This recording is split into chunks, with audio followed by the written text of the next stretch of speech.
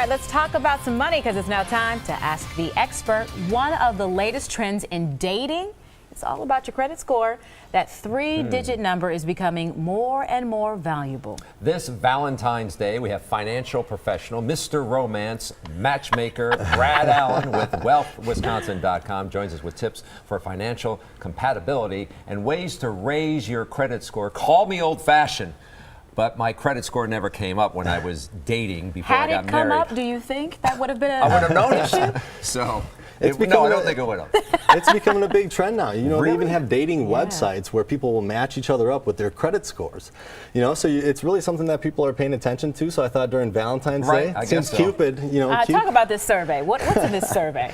I mean, they're looking at different things. They're looking at, how much credit utilization they have, what is their credit history, their finance history. So it's something that they're definitely looking at now. You want that on the first date. Okay, so. The first date? We're asking these questions? I mean, the first date's a little much. Right. If you're in a serious relationship, though, I mean, think about it. You're thinking about marriage down the road.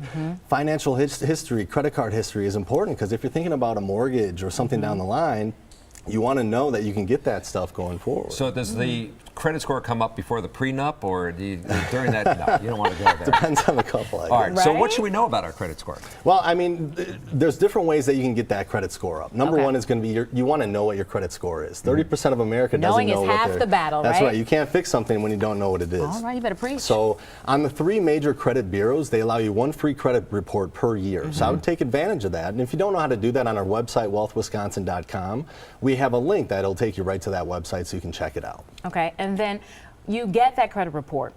Something doesn't look right.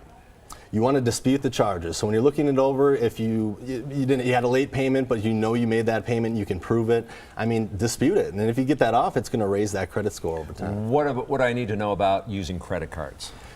I mean, does that impact credit score?